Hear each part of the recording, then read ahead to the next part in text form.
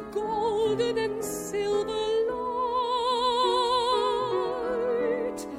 The blue and the I've reached a sort of crossroads, I think, in my life. My children are just about to go to secondary school, so they're becoming more independent. I've reached an age where, quite honestly, I thought my career would have stopped, or I would have wanted it to stop. And I want to understand better what's driving me on. I'm quite a driven person, and I've only just recognised this. It's a very new thing for me. And I think now, right now, I want to know why I feel like this. I want to understand why I have these feelings. I know that there are ancestors back there who were like me, and I just want to know about them. I want to meet them.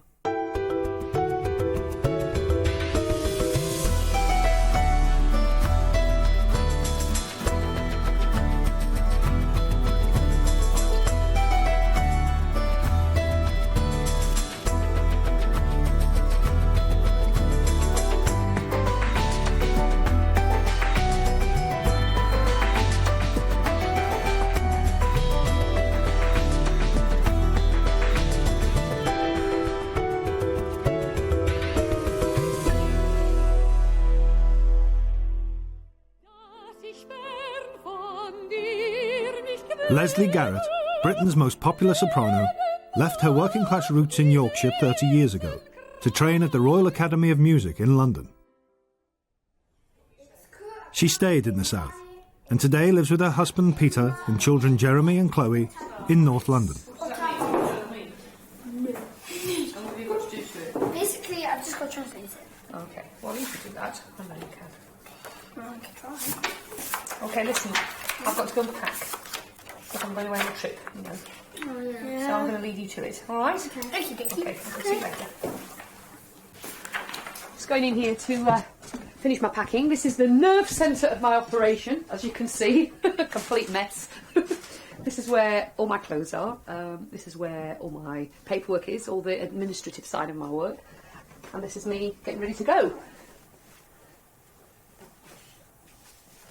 My childhood was dominated by my parents continually overcoming adversity, which was enormously inspiring to me, enormously inspiring. And my grandparents similarly, actually, because I came down to the Royal Academy of Music and I did feel like a fish out of water. There weren't many people from, you know, working class Yorkshire at the Royal Academy of Music when I went. There are now, but there weren't when I went. And I was having a really bad time. I lost my voice, and I'd written to tell my mum. She was crying because she couldn't help me, couldn't think of a way to help me, and she just bent down and scooped up a handful of grit from our garden and put it in an envelope with a little note that said, "I think you need some Yorkshire grit, so I'm sending you some." Much as I loved Yorkshire, I have to admit I couldn't wait to get away. That was always a conundrum to me. It still is in a way. There is a sense to which I don't belong, and I want to find out what my ancestors did and how they lived. And I passionately want my children to know about them. You have to go. Yeah, but I'll be back soon, you know. Okay. Okay? Okay. Be back Thursday. All right. You'll be good, okay? Okay. Love you. Love you Bye. too. Bye, love. Bye.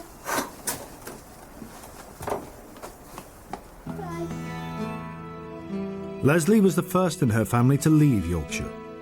She's decided to head back to her childhood home to try to work out why she wanted to get away in the first place. We never had any money, but then nobody did, so, you know, we were all in the same boat, more or less. We had an outside toilet from when I was about 5 or 6. I remember birds used to get into this toilet and we used to find them drowned in the morning. It was a bit gruesome. And I can just remember sort of being in this toilet and singing and it just making me feel better. I just felt calmer, actually, when I sang. Lesley grew up in Thorne, near Doncaster in South Yorkshire, where her family still live. I don't come here that often anymore, really. I used to work there on the market, so I got hypothermia when I was 14. Chip shop should be on the left. Oh, it's a mini market now. This used to be a chip shop. I used to queue here with my nanny for fish and chips. Oh, no, there's the chippy. No, it's still a chip shop. Oh, God, this is so familiar to me. This is so painfully familiar. Lesley's on the way to her father Derek's house. Derek's always lived in or around Thorne. He started his working life as a signalman, but later qualified as a teacher, rising to headmaster. The biggest memory, funnily enough, when I was very tiny that I have of him, is of his smell. He just sort of smelled of industry somehow. He had this wonderful, wonderful smell of sort of coal and steam and oil about him. A working man's smell.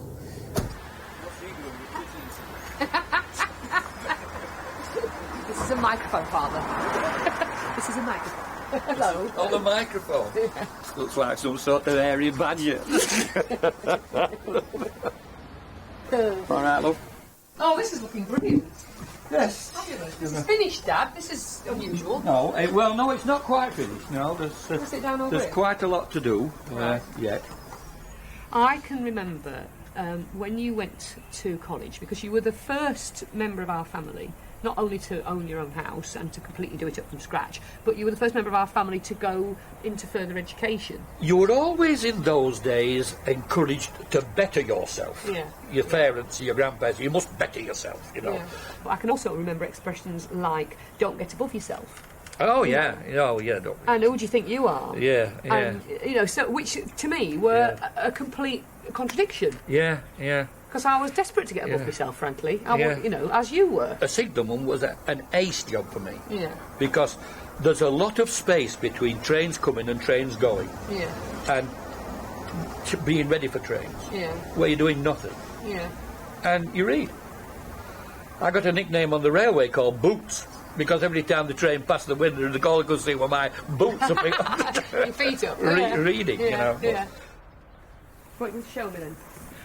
Look, you seem to be delving into the past. You seem to be going very historical on me. So, come and have a look in here.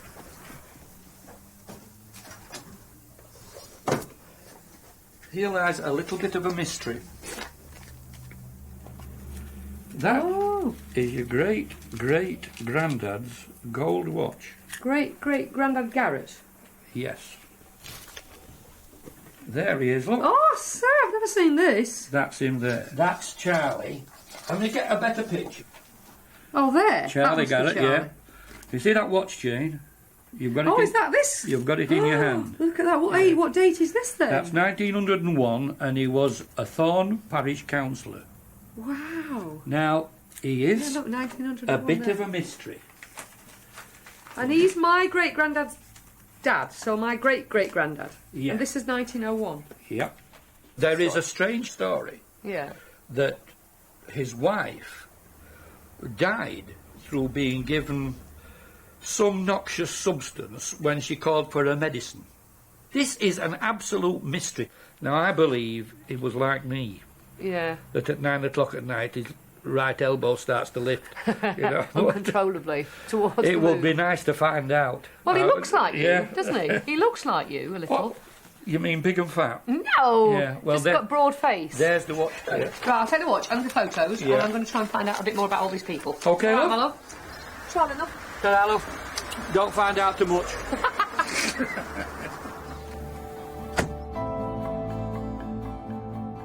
To find out what happened between great-great-grandfather Charles and his wife Mary, Lesley's going to the local town council, where Charles served as a councillor at the end of the 19th century. The current leader of the council is Richard Walker. He may be able to help. Let's go in, see if I can find Richard.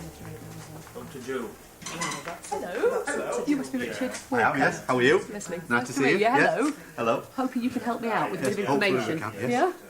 Great. Okay, you wanting... just come on in. Thank you. Take a pew.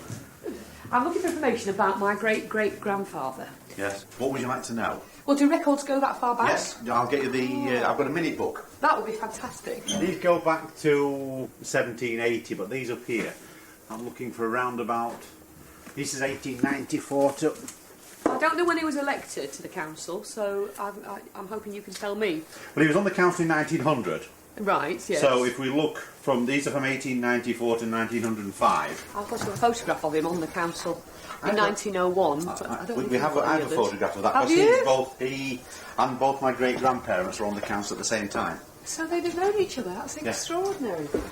Are they your grandparents on the photo too? Yes. Oh, Yes. wonderful. Well, if we go to the main chamber, I think that might be in more room. Lead on. Thank you. Come this way. There's your great-great-grandfather there. Mr. C. Garrett. Mr. C. Garrett. Yeah. I think at the time, you know, most of the people that were on the council, they were supposedly men of standing of the town. You had to have some kind of status, did you? Had some sort of standing in the town. As I understand, your great-great-grandfather, I think he was a landowner. Was he? I don't know. I think so. I think so. I think if you look in the old minute books and all what they call the Thorne overseers books, that was before there was a parish council. It met in the vestry of the church. Yes. And you'll find in there that it listed that he had pieces of land. Right, this is a minute book, and it's dated 1895. Used to meet in the Red Lion on Finkel Street. It was there were rooms behind there. Maybe they were in there afterwards, had the council meeting, then next door for a pint, I don't know. Or a jug of ale, as it would be then. There was a meeting here to take into consideration the thought advisable to adopt a Public Libraries Act of 1892. Against Councillor Constable and Councillor Garrett. He was against the library. No. The library has featured so much in my life and my father's. It's interesting that he would have been against it, because I don't feel I have a lot in common with this man. There's not any... I don't feel there's any music in this man. Anyway, they had a meeting on the 4th of November, called attention to the unsatisfactory state of the footpath, proposed by Councillor Constable, seconded by Councillor Garrett. So he was against the education, but he was for the footpath being right. That's so he wouldn't fall over, I should think, after he comes out of When the he be after the Red Lion. Yeah. Yeah. As well as being a councillor and farmer, Charles also ran a butcher's shop in the centre of Thorne. He and his wife Mary had 6 children. Their 4th son, Tom, is Lesley's great-grandfather. Lesley's next stop is the Doncaster Archives, 10 miles away, to try to find out exactly what happened to her great-great-grandmother, Mary. So Doncaster Archives is down this road somewhere. Ah, here it is. Archive department, fantastic.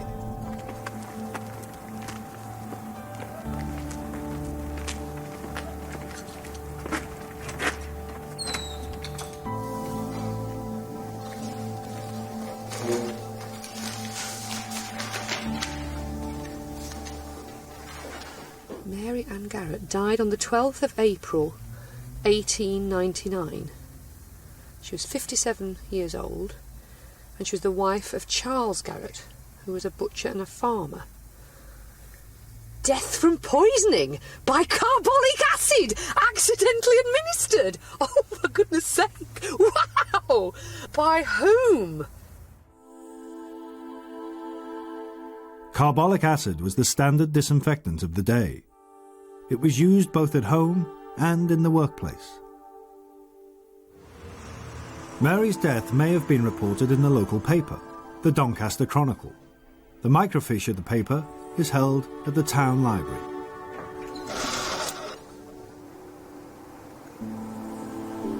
Shocking death. A wife accidentally poisoned by her husband. Mr. F.E. Nicholson, District Coroner. Mr. F.E. Nicholson, District Coroner, held an inquest at the Red Lion Hotel. They held inquests in pubs, this is good, on Thursday morning. Reaching the bottle off the mantel shelf, he poured out a tablespoon of the contents into a wine glass. The medicine bottle was also on the mantel shelf, and it too was labelled and similar in shape to the one containing the poison. I don't believe it. And after she had drunk, she said, "Oh, Charlie, you have given me the wrong stuff." He said, "Oh, for God's sake, I hope not." He gave her some milk and sent for Dr. Mortimer. But his wife died in about 20 minutes. Personally, the coroner had known Mr. Garrett for a number of years, as had all the jurymen. That sounds impartial, doesn't it? The jury returned a verdict of death from carbolic poisoning accidentally administered. My great-grandfather just said sorry, gave her the wrong bottle, and he was believed. Mike Green used to be a pathologist in South Yorkshire. He's going to talk to Lesley about her great-great-grandmother's death. Good evening. Hello, Mike. Hi, Lesley. Nice to see meet you. Thanks Hello. for coming. Come and sit down, please. Thank you very much indeed. I wonder if you can help me with this. I'll try. Death from poisoning by carbolic acid accidentally administered. Once it's absorbed, the first area that it hits is the respiratory centre. And so the classic description of these people is that they complain of transient pain, then they collapse, they go blue, they go sweaty, the breathing becomes more and more shallow, they might have the odd convulsion because of the deprivation of oxygen, and then they die. A tablespoonful, he claims, he put into a wine glass. That's enough to knock off a small elephant, I would have thought. Even in Thorne. But people were very concerned about this. There were about 200 deaths a year due to carbolic acid swallowed as opposed to spilt every year between 1890 and 1900. Well, there's a lot about this report that puzzles me. For instance, he was in the kitchen and reaching the bottle off the mantel shelf, he poured out a tablespoon of the contents into a wine glass.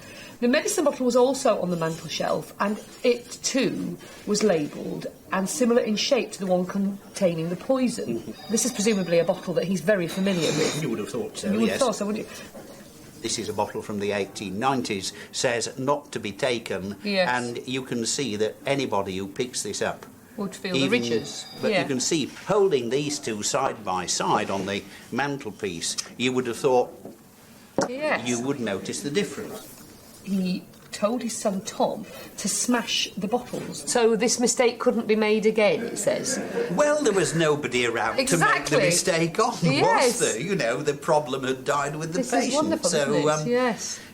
This was completely accepted by the jury, which, again, interestingly, it says were all known to and friends of my great-great-grandfather. I don't know if that would have been typical for the time as well. Oh, yes, it was. It was, 12 good, upright local citizens. And, of course, all of them had to be property holders in those days. They had to be householders. Everybody knew everybody else, especially in a small place like Thorne. And the coroner appeared to be a friend of Charles Garrett's as well. Oh, very convenient. Isn't that extraordinary? But that wouldn't have been unusual. Well, no, nowadays I think the coroner would have to declare an interest and possibly it would be moved out of area, but this was par for the course for the time. And, of course, if you were a solid, respectable citizen, there is no way that you would do anything to the wife of your bosom. Or is there? No, I suppose not. No. Till death do us part, and we won't help it along any. Lesley's keen to tell her dad what she's uncovered about Mary's death. Get in here. Well, I've had a very interesting time. I bet. Yes, I think I've found the... So what you found the out? answer. Well, great-great-granddad Charlie did kill his wife, Mary. He actually poisoned her. He gave her carbolic acid to drink by mistake. Carbolic acid? Carbolic acid. By mistake? By mistake. He was supposed to be giving her a tonic, and he mistook the bottle of tonic for the bottle of carbolic acid. We found the death certificate, which refers to the coroner's report, which was all done within 24 hours. Within 24 hours, they'd gone into the pub next door, the Red Lion, and they'd convened a jury, and the coroner had come, and they'd decided unilaterally that it was an accident and that great-great-granddad was not to blame. That will explain the rift that must have happened between Charlie and Tom and Mary, my granddad and granny. Derek's grandfather Tom and his new wife Mary began to cut themselves off from Charles soon after his wife's death. Mary was the strength of the marriage. She was known in the family as the Duchess.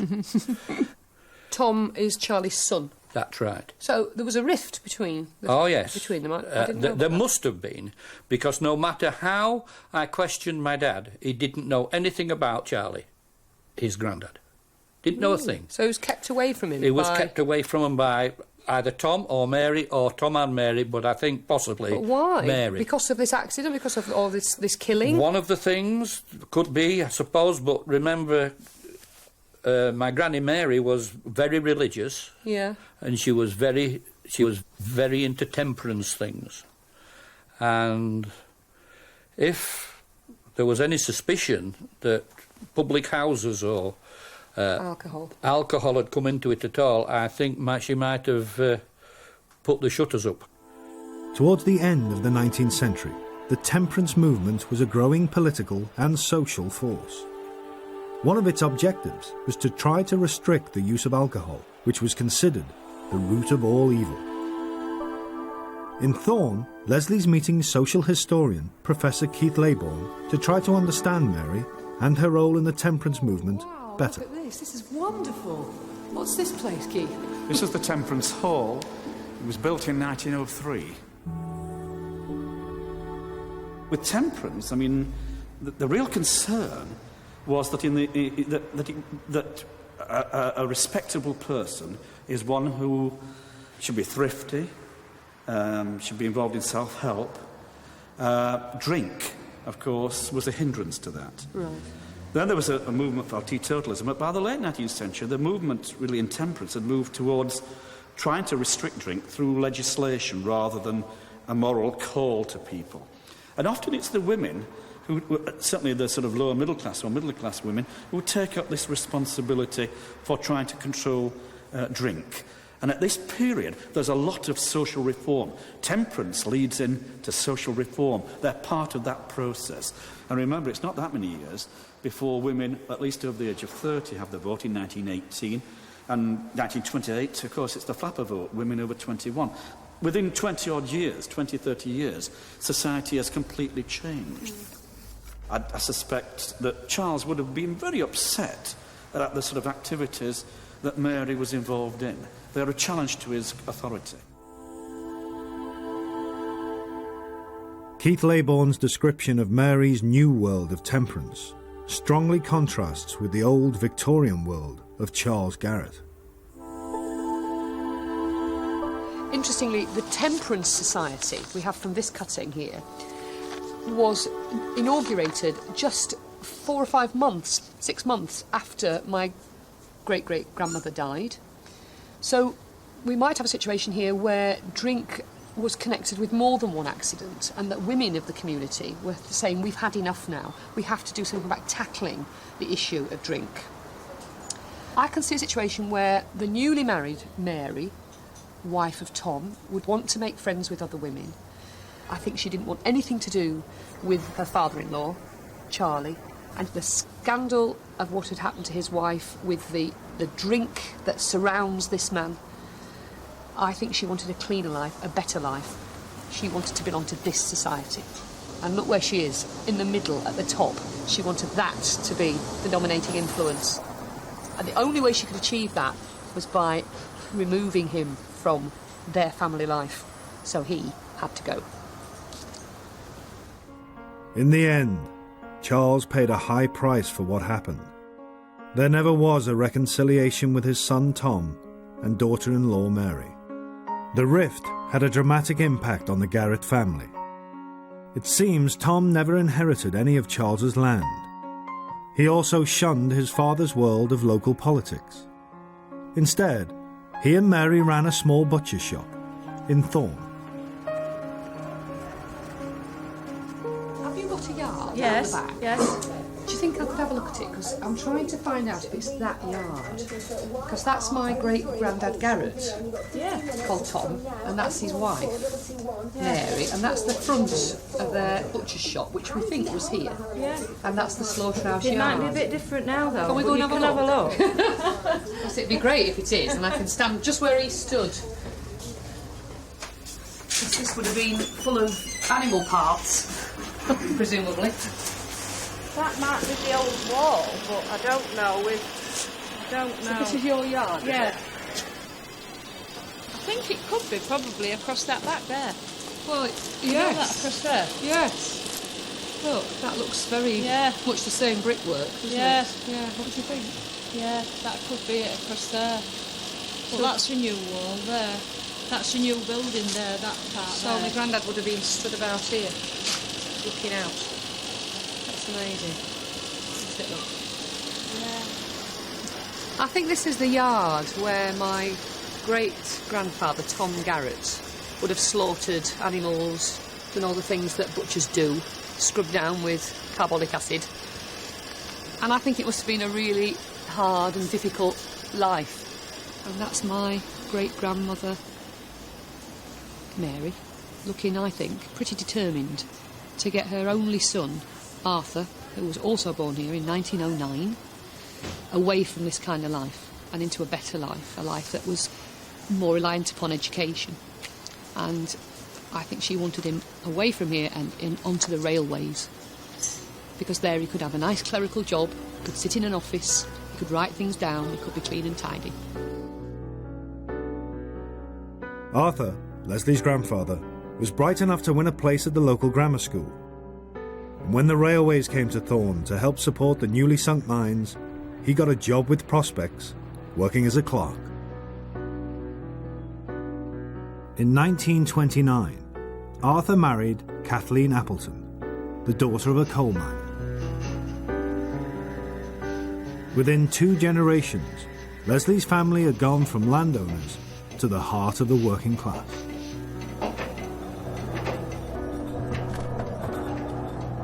Kathleen's brother Bill, also a former mine worker, still lives in Thorne.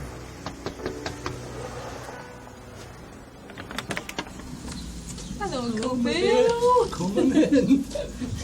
You expecting me? Good to see you. It's been a little while, hasn't Bring it? the gang in. Oh, I haven't been here for a while, Uncle Bill. Can we go into the garden? If you like. Oh, look, you're well set up, aren't you? Oh, this is grand. And my bedside chair. That's fantastic. I've had my siesta for today, though. Did you make that? Yeah. It's good, isn't it? Is it roadworthy?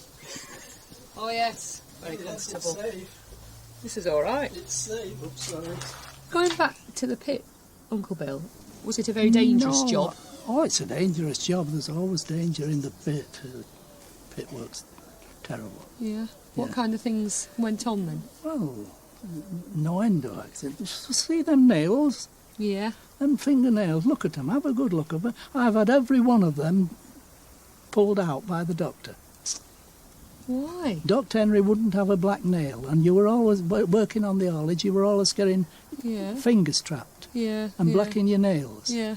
And you went to the doctor, he got pliers and told you a joke and... Oh! I'll come over, all peculiar. I wanted you to tell me about my great-granddad Appleton, because all my memories of him, obviously, are as a very, very elderly man. He was a big, strong man, wasn't he? Well, he was my build, as near as anything. If you want to say I'm big and strong, then Absolutely, you can. Uncle Bill. Both Bill and his father Frank spent their working lives mining the deep High Hazel coal seam, more than 800 metres beneath Thorne. How many years was great-granddad down the pit then? Well, he retired at 65, and he was down as long as I can remember. He'd do 50 years, I should think. Oh, goodness me. And didn't he have a really bad accident? Oh, yeah. He was working along the face, and his job was finished, and he was coming off home, and this prop shot out with the weight come on it, and it flew, and it struck him straight across the chest and his head here. And what happened next? And, well, after brought him out on the stretcher, and... so he was knocked out cold, Oh, was he was absolutely out cold. He were out cold for 10 days. Really? Oh, it's a dangerous job. There's always danger in the pit. The pit work's terrible. In the late 1930s, when Frank was injured, the UK coal industry employed more than 1 million men. Almost 1,000 of them were killed or injured every year.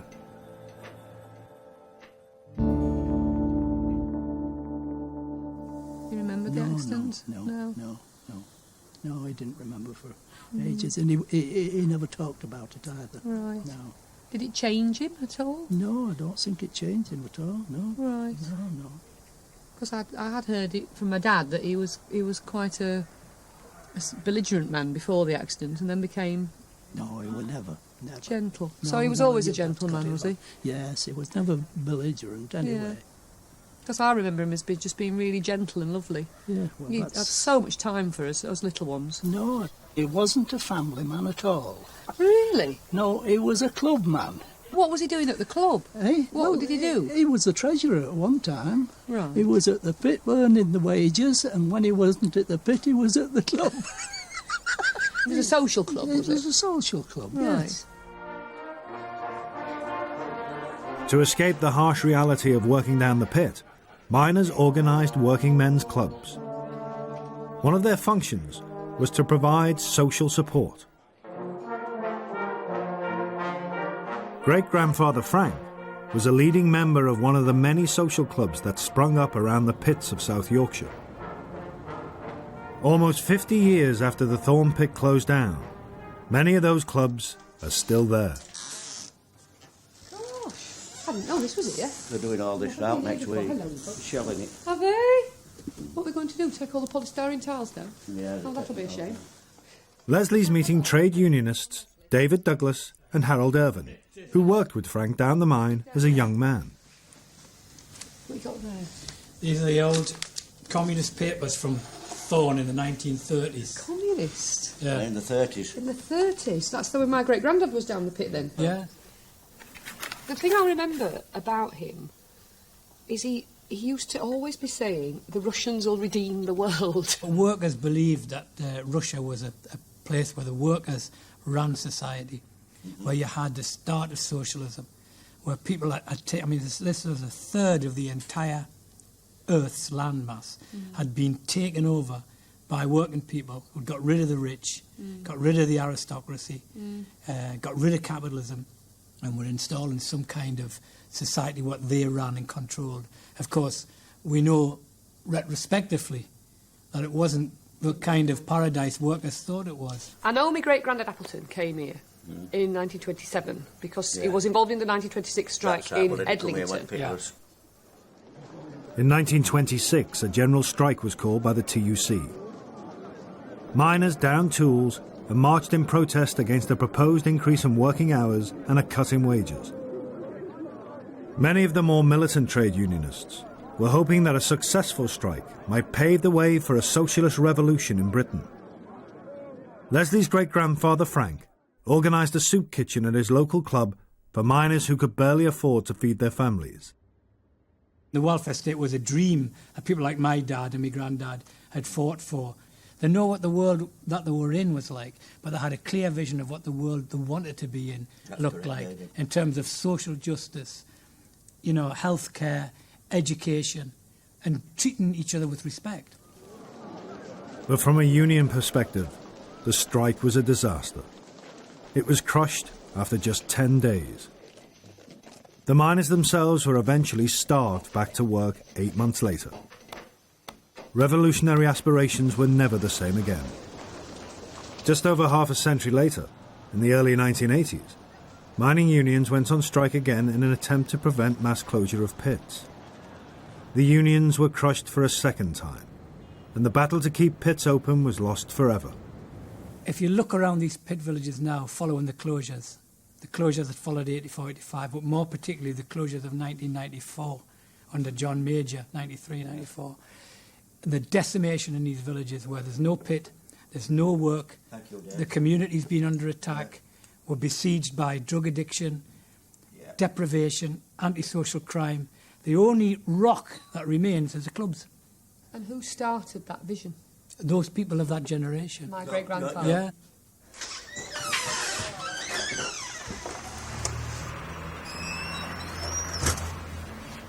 God, that was fantastic. That was just brilliant in there. Oh, I just love that.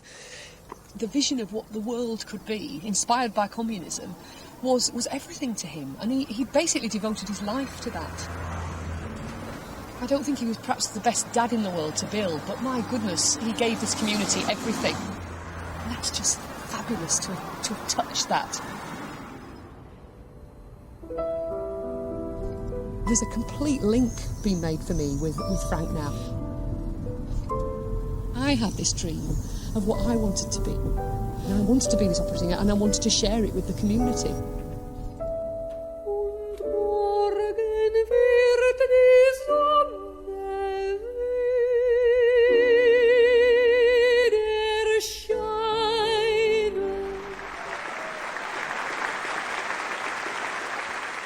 Lesley's always suspected that her classical music inspiration comes from her mother's side of the family, the Walls.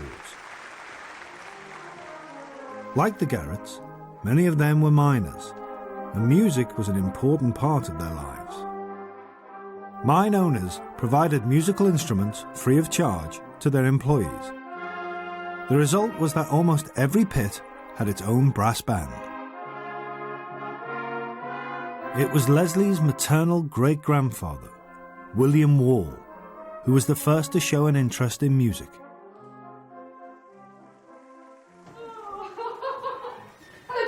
I know there were really, really musical miners in my family, on my mum's side, my great-granddad Wall, and I'm just fascinated to know how they got their music out of themselves, how they developed musically. I can't understand how the miners would have the resources left to find music, to look for it, to train. And yet, on the other hand, goodness, they have to, don't they? There has to be some chink of light. I mean, the sort of sensory deprivation that there is in the pit is so complete that I can imagine you'd actually be desperate to find music. Miners had this dogged determination, this inward kind of steel, if you like, that got them through every day. And yet, if you put any miner, probably in the world, in front of a brass band and let that band play, there'll be tears in their eyes. And long after the pits have closed, the music carries on. Band leader and former miner Phil Dickens still spends his evenings teaching the local brass band.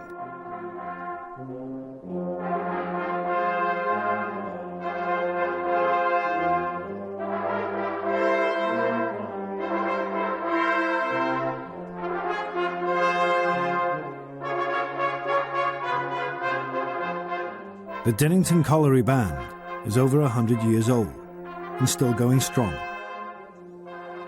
Lesley wants to find out how its members were taught music as children, in the hope that she'll better understand her great-grandfather, William. It's really nice of you. I've just wanted to talk to you all about how you came to be musicians and how you learnt in the first place. When we started, they didn't give you an instrument. Yeah. They gave you a mouthpiece. Just a mouthpiece? Just, and told you how to blow it. Yeah. And what to do with the tongue.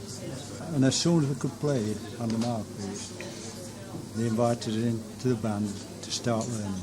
There were no printing books and that. Oh, no. So it's all passed on hand to mouth? I've never had any professional tuition, on theory side. Yeah. It's things what you just pick up and learn, over years. Yeah.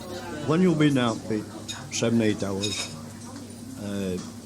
in dust and what have you, crawling about, to be able to go to band practice at night were a bit a way of relaxing, weren't it? Yeah.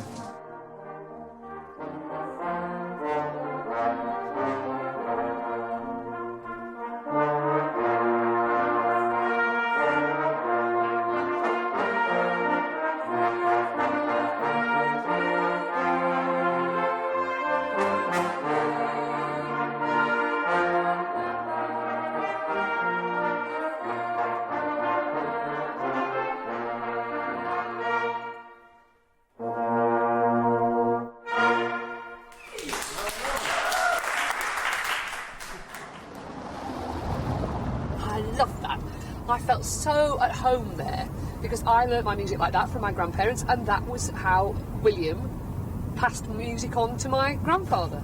And that's obviously the tradition that I'm part of and that is still continuing, and that just makes me so happy. According to family legend, Lesley's great-grandfather William, with no formal musical training, taught his son Colin to play the piano to such a high standard that he became the first professional musician in the family.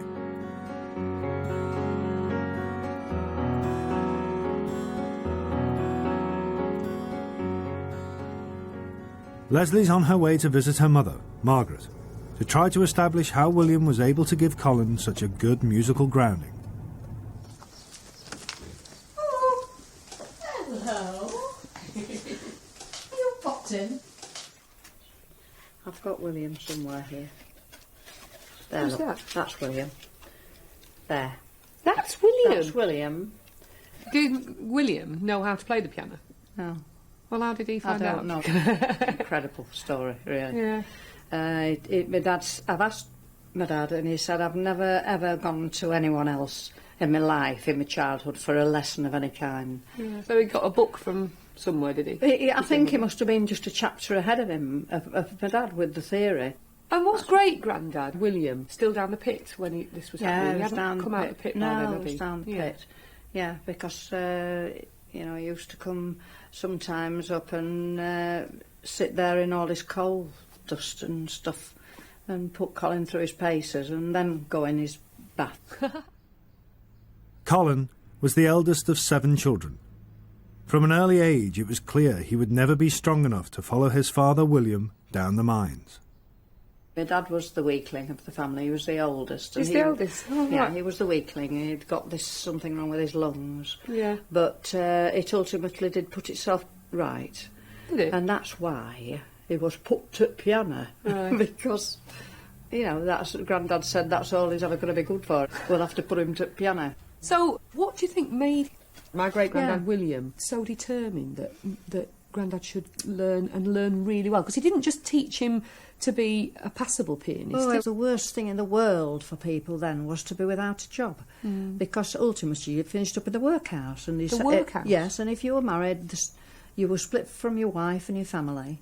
So it was really... So great-granddad was determined that Grandad should have a living of some kind. And to get a good living, you've got to be as good as you possibly can be. He went through and took all the exams, all of them. In fact, this is his medal. Awarded to Colin Wall, Piano Advanced Senior, April 1911. Yes, he was 14. So he was 14. And it must have been quite a feat to win a medal like that, because out of the whole of the people who were being examined, the whole country? Yeah, he got the silver medal. Mind you, his dad made him practice 4 hours a day. Ultimately, of course, it was lucky he was a pianist, because there was a job eventually. Yeah. Listen to this.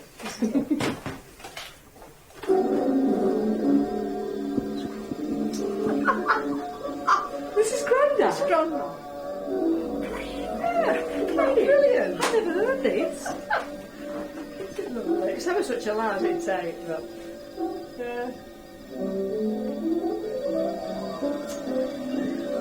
Oh, isn't that fantastic? Oh, gosh, isn't that fantastic? Yeah. In 1920, Colin got a job as a pianist, leading the orchestra for silent movies, one of 10,000 musicians playing at cinemas throughout Britain. At that time, the job was well paid and secure. I still don't really know what my Grandad Wall did. I really wish I'd talked to him when he was alive about this, but he was always a bit reluctant to talk about his own musical past. It always seemed to upset him when I tried to talk to him. But I'd really like to know how he did it, how he played for these silent films. So I'm going to go to one of the last silent movie picture houses in the country, which is in Leeds. And I'm going to talk to a man called Neil Brand, who is one of the last remaining silent movie pianists in the country.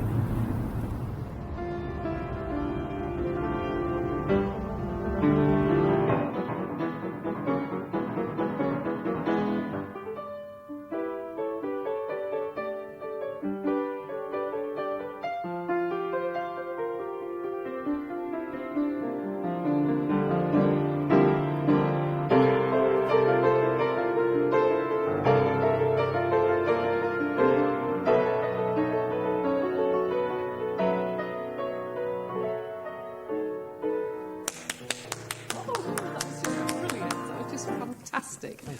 I hadn't expected it to be like that at all.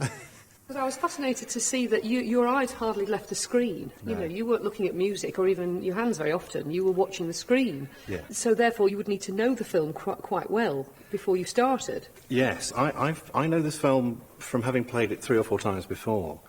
Your grandfather would have had one shot at it, interestingly. They would have one rehearsal on the Friday afternoon, and then they'd play it in front of the public for the first time on the Friday evening. And how often did the films change over? Once a week. Wow. And the musicians had such an incredible influence over the way an audience received a film.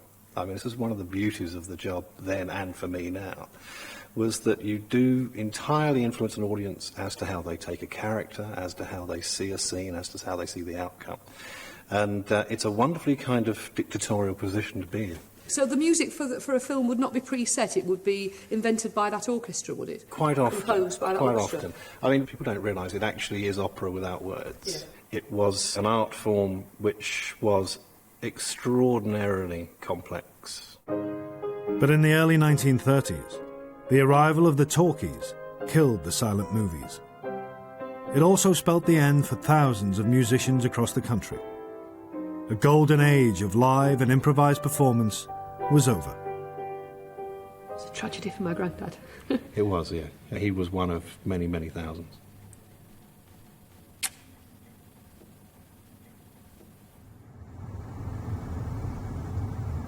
Listening to Neil was almost like listening to a Puccini opera score.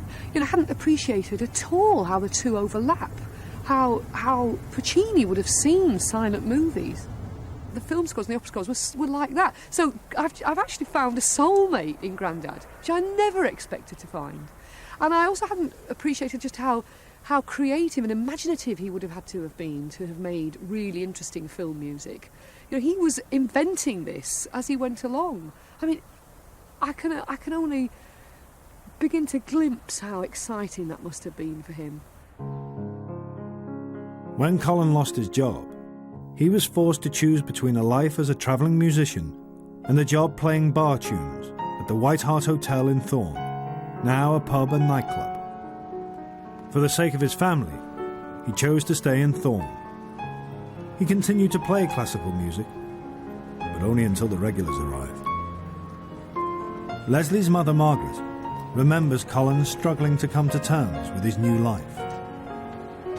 So I'm just trying to imagine what it must have been like for him, because, you know, he had this kind of glimpse of what a perfect career was. Well, people didn't have careers, did they, in those days? No, but I know it must have been very special because he talked to me a lot about it, about the joy of it, and when he was in the orchestra. When he was in the orchestra, and the fun they had all together, and the selection of the music and all that. When he lost his job, as did hundreds of other people, he must have been desperate for work, and he'd got 2 daughters, and I was on the way. And when he found this job, he hung on to it like grim death, and he didn't enjoy it. My mum's told me that. Then he started to do some classical music. He'd come early and do some classical music, and gradually more and more people would come. So he was introducing people who were not confident about classical music, which is what his granddaughters ended up doing. Exactly.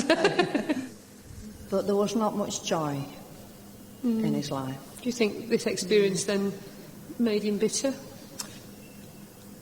Possibly it did, because he'd had his dream in the palm of his hand, and then it was torn away. And that was that. You know, it just kept going on, one foot in front of the other, which everybody did. Not just our family, everybody did that.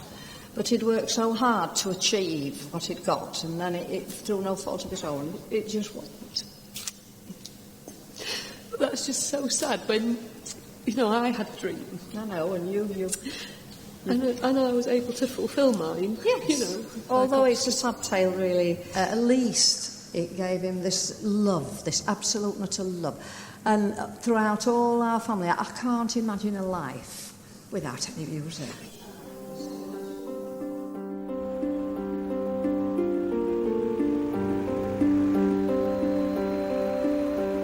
I think we saw Yorkshire grit at its finest.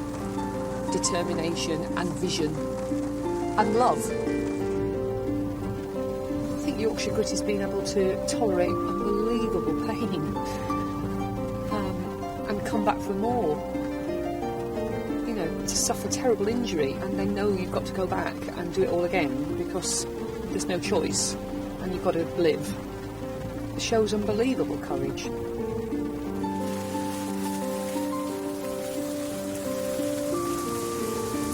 This is the place I wanted to say goodbye to my Yorkshire ancestors from before I go back to London. It's the place I used to walk when I was a girl with friends from school. It's got the train line and the pit head and the slag heap and everything, I suppose, that was in my family's background. It's a really special place. I'd always thought I'd got a very working class background, but I found a lot of qualities that I've puzzled about in myself, in my various ancestors, which has so helped me make sense of myself. Great-great-granddad Charlie, for instance, obviously was ambitious. Great-grandma Temperance Mary, feminist. Great girl. Frank Appleton, great-granddad Frank Appleton, interested in politics. Colin, Grandad Wall. He's the great music lover, the great family lover, you know. So all of these things I really identify with. The family tradition here was always that you stayed here. And it's born out of, I think, the fear of the fragmentation of the family. Because in that fragmentation, there would be poverty. I think it goes right back to that now. I've understood that. My generation, for the first time, had opportunity to go, to fly.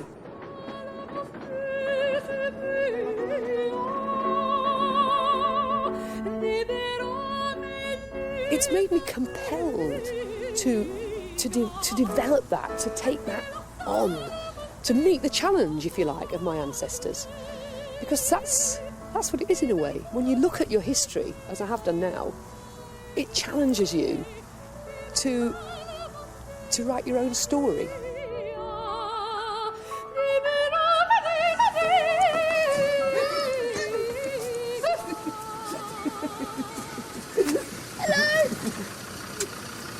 Do you have a good time in Yorkshire? I had a brilliant time. Well, I missed you. You missed me? Yes.